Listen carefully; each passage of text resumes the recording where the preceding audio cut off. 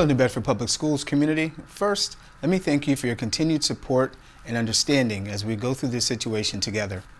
We're all very anxious and worried about the things, as this is something that is impacting us all. Safety and emotional well-being are essential. Our community is compassionate and strong and is working together to support those who are in the most need at this time. Although we learned last week Governor Baker had extended the school closure to at least May 4th, our team had already been planning for this possible scenario.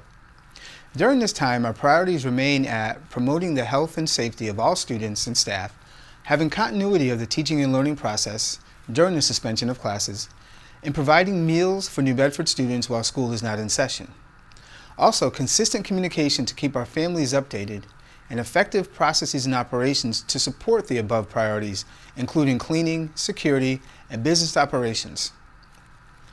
As students are at home, let's keep in mind that they are used to structure every day, and mirroring some of that at home for at least 3 hours per day will help keep some excitement about the academic process and reduce anxiety. Having a daily routine that includes time on learning, time for breaks, like lunch and recess, at the same time each day will be beneficial. All children and adults benefit from having a structured routine. All students are expected to do some self-guided work combined with the support they will receive from their teachers. Please visit your school's website for information on how to keep the learning alive while school is closed. That's where you can find the resources that will help the most. Although our remote learning process is fully underway, we will be refining it and incorporating some of the recent recommendations from the Department of Elementary and Secondary Education as it relates to remote learning. Our remote learning encompasses the opportunity for students to connect with educators multiple times per week, support for all students to reduce the risk of learning loss, access to multiple hours per day of academic content. We want to focus on reinforcing skills in which students have already been exposed, and we want them applying those skills and deepening them. We will incorporate the Education Department's suggestions into our expectations that are being finalized. We want to assist staff and students and parents who are working very hard to support keeping their students actively engaged. Normally, there are many teachable moments in our daily lives, and some don't seem like learning at all or related to schoolwork. Something like watching movies and discussing the story, the characters, and the plot, or cooking together and discussing the recipe and the measuring of the ingredients and talking about the process. All that qualifies. We're talking a lot about germs these days. Students can look up how to prevent germs from spreading and how to communicate that message to other people. There are many opportunities. We emailed a survey last week and made phone calls to ask about internet access and to assess the need for laptops for all students.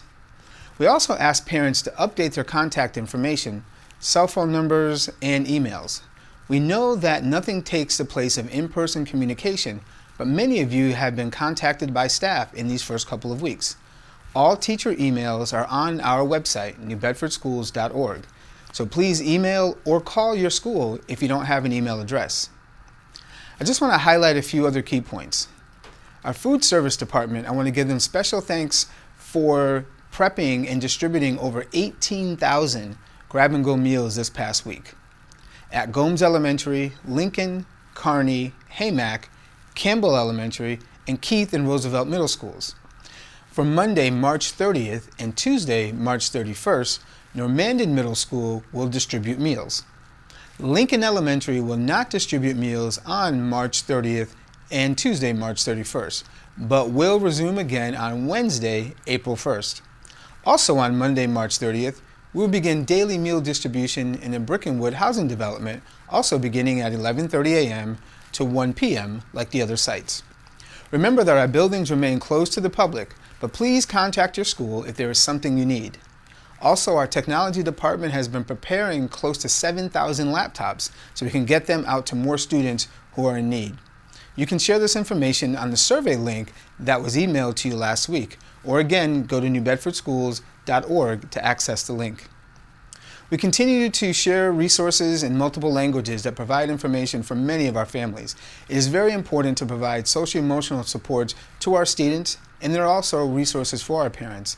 Like adults, the children are experiencing the aspect of isolation and the fear of uncertainty. Please contact your school if you need more support. We are using social media to provide content, fun materials, teacher read-alouds, and more. Many schools are connecting with everyone through Facebook, media, and other apps such as ClassDojo, Remind, Blooms. All of this is to share excellent content. We'll also be providing televised lessons on cable access in the near future. Again, thank you for your time, and keep visiting your school's homepage and newbedfordschools.org, as well as our Facebook page and Twitter to stay updated. Thank you, and please be safe.